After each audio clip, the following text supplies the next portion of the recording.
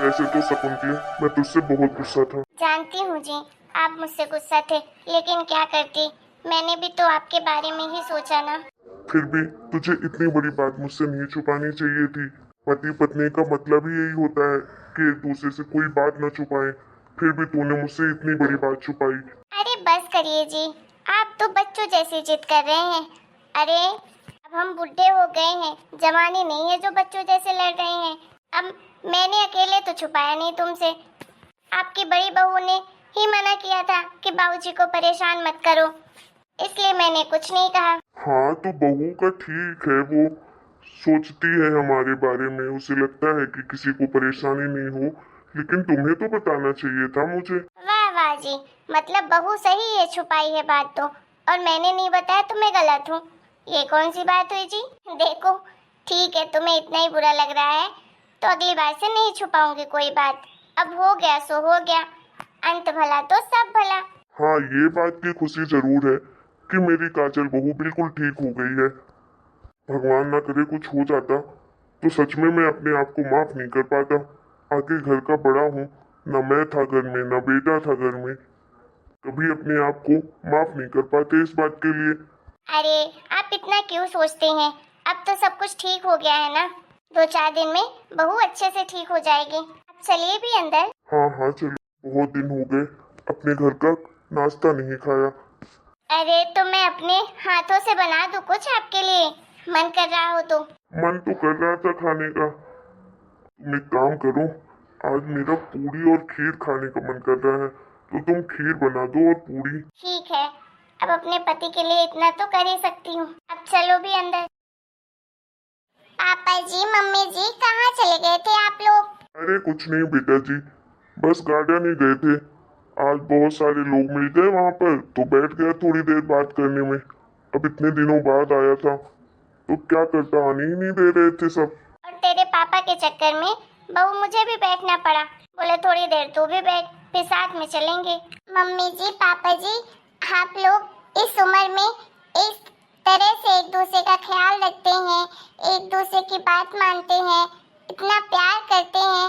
अरे इससे अच्छी बात क्या हो सकती है? भगवान सबकी जोड़ी आपके जैसे बनाए। अरे बस कर बहू, चने के झाड़ में मत चढ़ा दे तेरे पापा को, अभी तू जानती नहीं है इनकी आदत। अरे मम्मी जी, इतने सालों से रह रही हूँ, मैं क्यों नहीं जानूंगी आप लोगों की आदत। मैं पापा जी की भी जानती हूँ और आपकी भी। आप दोनों बहुत क्यूट हो, आप दोनों झगड़ा भी करते हो ना, तो ऐसा लगता है जैसे कोई मूवी में छोटे छोटे बच्चे लड़ रहे हैं, एक दूसरे से नोक झोंक कर रहे हैं। हमें तो ये सब देखकर बहुत अच्छा लगता है। आप दोनों की लड़ाई पर भी ना प्यार झलकता है आप दोनों का। देखा तूने, बहू कितने अच्छे से जानती है। तू बोलती है कि हर वक्त आप चिड़चिड़ चिड़चिड़ करते हो, लड़ाई करते हो। वो मम्मी जी। हाँ बहू। अरे प्रीति दीदी तो चली गई हैं। क्या प्रीति चली गई? हाँ बेटा, ये क्या बोल रही हो तुम? प्रीति इतना सुबह सुबह कहाँ चली गई, अब वो भी बिना बताए? अरे पापा जी, उन्होंने कल ही तो बताया था कि वो लोग सुबह सुबह निकल जाएंगे, और फिर मैंने भी नहीं रोका। प्रीति दीदी ने बोला कि अभी टाइम नहीं है, फिर आऊंगी बाद में, तो फिर मैंने भी उन्हें परेशान नहीं किया। मैं बोली जब भी टाइम मिले तो आ जाइएगा। अब अकेले जीजा जी भी तो परेशान हो रहे थे ना इतने दिनों से। अब उनका भी परिवार है, उनके भी मम्मी पापा है, सबका ख्याल रखना पड़ता है। पर बेटा। अरे कोई बात नहीं, बिल्कुल सही किया बहू तुमने, उन्हें भी तो अपना घर गृहस्थी देखना है ना। चलो ठीक है, अब चली गई है तो फोन में बात कर लेती। अगर जाना ही था तो मुझे याद ही नहीं आया, फोन करके बता देती, कम से कम मिल तो लेती एक बार। कोई बात नहीं मम्मी जी, एक आध हफ्ते बाद फिर से आएंगी दीदी। नाश्ता पानी भी नहीं किया होगा, ऐसे ही चले गए? नहीं नहीं, नाश्ता पानी कर लिया था, क्योंकि मैंने सुबह सुबह ही नाश्ता बना दिया था। मुझे याद था कि आज वो लोग जाएंगे, तो मैंने फटाफट सुबह बना दिया था, नाश्ता करा कर ही भेजा है। आप चिंता मत करिए मम्मी जी, आपकी बेटी को भला मैं खाली पेट कैसे भेज सकती हूँ घर से? चलो भाई, मेरी बहू है घर में तो मुझे किसी चीज की चिंता नहीं है, नहीं तो दूसरों की बहुओं के जैसे होती तो हर बात के लिए बोलना पड़ता। किस्मत वाली थी शकुंतली, जो ऐसी बहू मिली है तुझे। अब चलिए मेरी तारीफ बंद करिए और चलिए नाश्ता कर लीजिए आप लोग। नाश्ता सबके लिए बना लिया तुमने? हाँ मम्मी जी। अब क्या आप लोग के लिए नहीं बना बना के नाश्ता? नहीं बहू, ऐसी बात नहीं है। क्या हुआ मम्मी जी, मेरे हाथ का नाश्ता पसंद नहीं आता क्या आजकल? आप ऐसे बोल रहे हो बिना मन के। अरे नहीं बेटा, ऐसी कोई बात नहीं है। मुझे तो बस नाश्ता चाहिए, सुबह सुबह कुछ भी मिल जाए। और मेरी बहू का हाथ का तो मुझे सब कुछ पसंद आता है। अरे बाबूजी को खाना था मेरे हाथ की खीर और पूरी। तुमने नाश्ता बना दिया है तो फिर शाम को बना दूंगी इनके लिए। अरे नहीं नहीं मम्मी जी, पापा जी का खाने का मन कर रहा है तो आप बना दीजिए। आप कहिए तो मैं ही बना देती हूँ। मन कर रहा है, इतने दिनों बाद पापा जी घर लौटे हैं, इच्छा तो होगी अपने घर के खाने की। मैं बना दूँ पापा जी पूरी और खीर? अरे बहू कोई बात नहीं है, बाद में खा लेंगे। ऐसे कैसे बाद में खा लेंगे, मैं बना देती हूँ। पापा जी बस आप आधे घंटे वेट करो, मैं अभी फटाफट बनाती हूँ पूरी और खीर आपके लिए। अरे नहीं बहू, परेशान होने की जरूरत नहीं है बेटा, रहने दो, बाद में खा लूंगा। और तुम क्यों बना रही हो? तुम्हारी माँ बनाएगी ना बाद में। अभी तो वैसे भी नाश्ता बन ही गया है। तो क्या हुआ, नाश्ता तो हम बाद में भी खा लेंगे। मैं तो बस आपके लिए पूरी और खीर बना देती हूँ फटाफट, आप बस थोड़ी देर वेट करिए। अरे बहू सुन तो सही। बस मम्मी जी आधे घंटे वेट करिए, मैं फटाफट बना के लाती हूँ। कभी कभी तो सोचता हूँ कि हमने ऐसे कौन से कर्म अच्छे किए थे जो हमें सर्वगुण संपन्न बहू मिली है। सही कह रहे हैं जी। मैं तो पहले सोचती थी कि चलो ये तो बस हम लोग की सेवा करती है। कुछ बहुएं होती हैं जो सास ससुर की सेवा करती हैं, अपने पति की करती हैं, अपने बच्चे की करती हैं।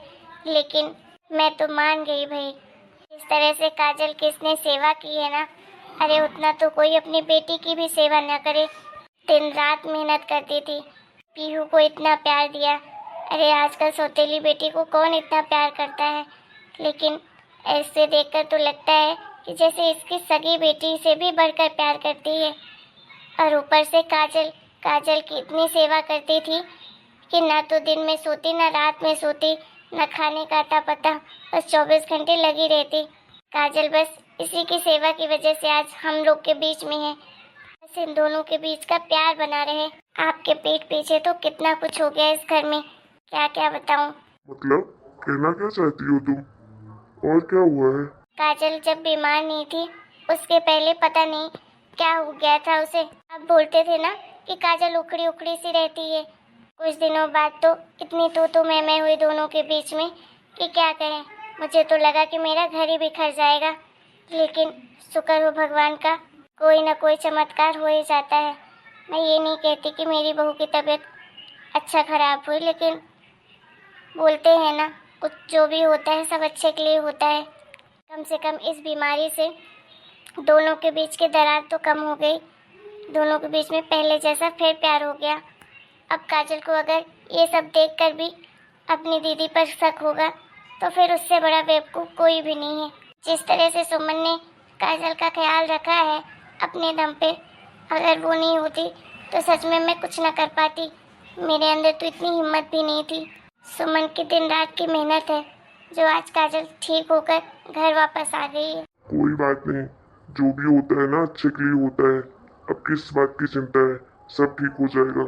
और काजल बहू भी इतनी बेवकूफ थोड़ी ना है, उसे सब कुछ दिखता है। अब इन दोनों के बीच की कड़ी को कोई नहीं तोड़ सकता। देखना दोनों में पहले जैसा ही प्यार रहेगा, सगी बहनों जैसा। और हमें क्या चाहिए, बस घर में खुशी रहे, एक दूसरे से प्यार करें, खुशी खुशी रहे, हंसते खेलते रहे। इससे ज्यादा तो कुछ चाहिए नहीं हमें। सही कह रहे हैं जी। और अगर इस बार बहकेगी काजल तो हम समझाएंगे उसे कि वो बहुत बड़ी गलती कर रही है। बार बार भगवान मौका नहीं देता है। बिल्कुल सही कह रहे हैं जी। पीहू कहाँ है? पीहू नहीं दिखाई दे रही। सो रही होगी अपने कमरे में, बहुत दिनों बाद अपनी बड़ी मम्मी के पास सोने के लिए मिला है उसे। बड़ी खुश रहती है जब भी अपनी बड़ी मम्मी के पास रहती है। बच्चों का भी क्या कहें, बच्चों को भी अच्छा बुरा सब पता होता है। बताओ, पीहू अपनी सगी माँ से बढ़कर अपनी सौतेली माँ को मानती है। अब इससे बड़ी बात क्या हो सकती है? नहीं जी, बच्चे सबको इतना ही मानते हैं। बस जिसके साथ वो खुश रहते हैं उनके साथ वो ज्यादा रहते हैं। बच्चों में कम क्या ज्यादा क्या। चलिए हाथ मुंह धो लीजिए, बहू बनाकर लाती ही होगी खीर पूरी आपके लिए। आज तो खा लीजिए, लेकिन कल से तेल वेल मत खाइएगा। डॉक्टर ने आपको भी मना किया है तेल वाली चीजें खाने को। हाँ हाँ ठीक है। हेलो दोस्तों, आपको हमारा आज का वीडियो कैसा लगा कमेंट करके ज़रूर बताइएगा। वीडियो पसंद आए तो वीडियो को लाइक और चैनल को सब्सक्राइब करिएगा। Bye bye.